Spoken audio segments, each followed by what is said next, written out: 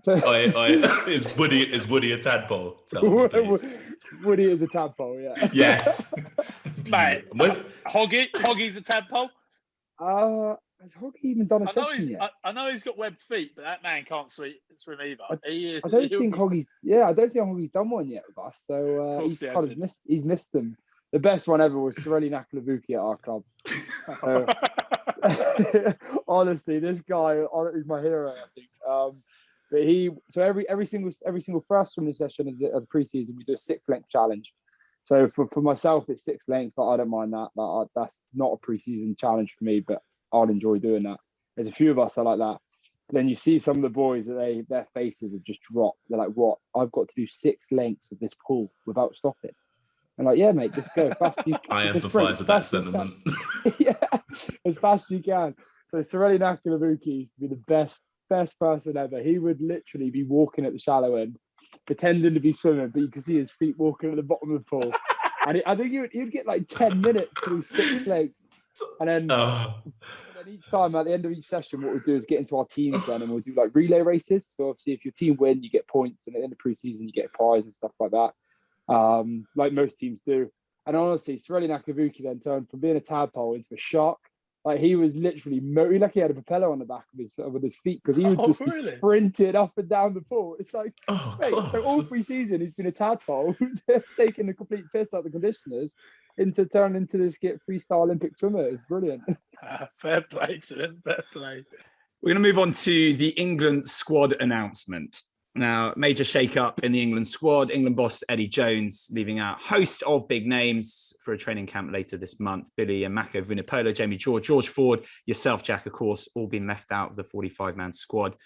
What was your reaction, Jack? Have you spoken to Eddie recently?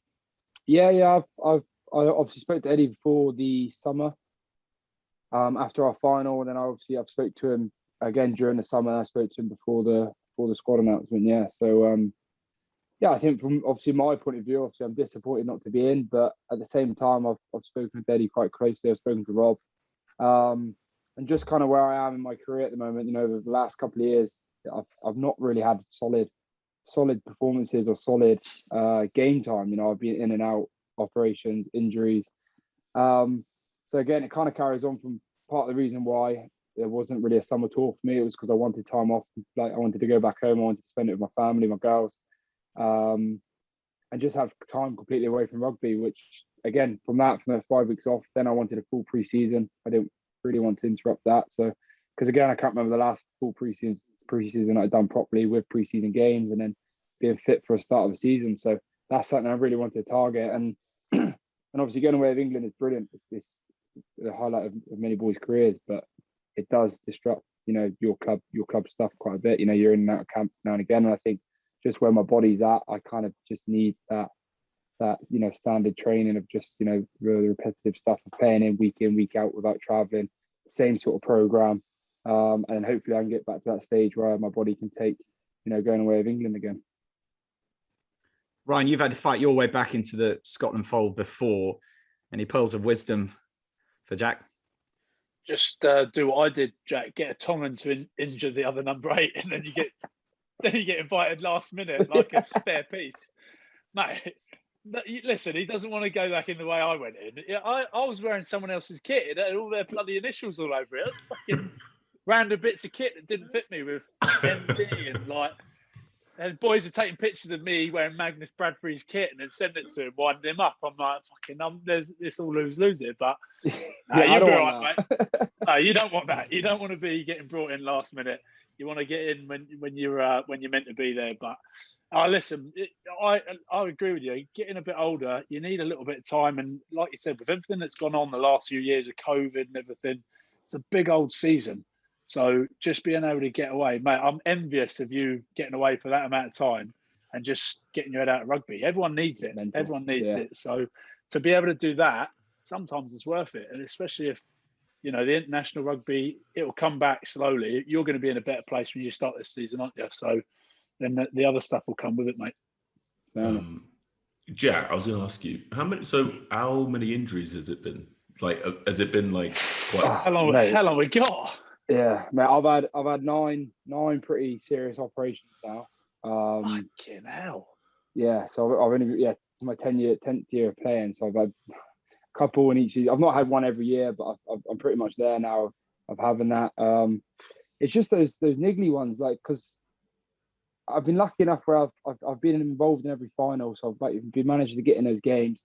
And then you either go on a summer tour, and then and if I am lucky enough not to have been injured, then you come back late and you don't really have a pre-season. You go straight back into the Prem games, and then you kind of always playing catch up, and then you go away for Six Nations and you're back, and then it's a bit mental. And then if you have an operation, like you probably know, that then you're late for that. Then for me, I'm always chasing, trying to get back fit. And for me, if surgeon says 12 weeks, I'm like, no, it's fine, I'll do it in 8.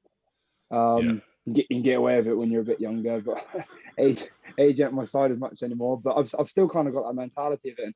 My recent one was my foot operation. So I actually did that against Toulouse in the semi-finals. And then we had the final and the Prem final, which I was desperate to play in. So the surgeon said, look, the damage is done, but you can play it if you want. I'll still do the same operation, but I don't know what your rehab's going to be like after. So I was like, you know what, I'm going to risk it. Why not? How many chances do you get to play in a European final?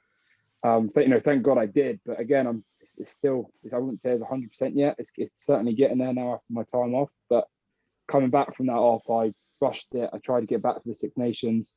I tried to get back for the autumn. Didn't quite make it because then I rushed it a little bit and tore my hammy. So then I was out for another 8 weeks of that. And then I got back from my hammy just after Christmas, or towards the end of the season, really. And then I played 3 games, I think. Played against you boys up there. And the week after, played against Worcester and then did my MCL. So I had a grade 2 plus MCL against Worcester. And then... Played about 2 weeks later. Mate, then I rehabbed that in 4 weeks, yeah. I remember. I got back in 4 weeks for that. And then played, obviously, played the semi-final, final. And then that was pretty much what cemented my decision in the off season. Was like, I need time away from this because I can't be going into that vicious loop again. Well, I was saying, we've had this conversation before, Jack, when I told you, mate, you just need to do what I do. Just stick it like 70, 75% when you play. You're like a primed racehorse, mate. That's your issue. You want to be like an old mountain goat like me, 75%, just sort of chuck around like me and Max, and you need to steer clear of these injuries, mate. You say that, but then I turn up at the weekend. I got Nadalo next to me, and I'm thinking, and if I don't go 100% at this guy on the touchline, he's running straight through me, and I'm like, oh, here we go. I'm gonna have to go for it now. Put my head in the spokes and just, hopefully he trips over me. So maybe if I start moving into the forwards, I'll get away with it a little bit more. Has your training had to change much, like in terms of like what you're doing in the gym and stuff, just around all your like injury management stuff? Yeah, so I'm a bit like you. I love weights. So I love gym. I literally. I hear this. And me. Right. Am I not in this conversation anymore? No. Black out the screen here a minute.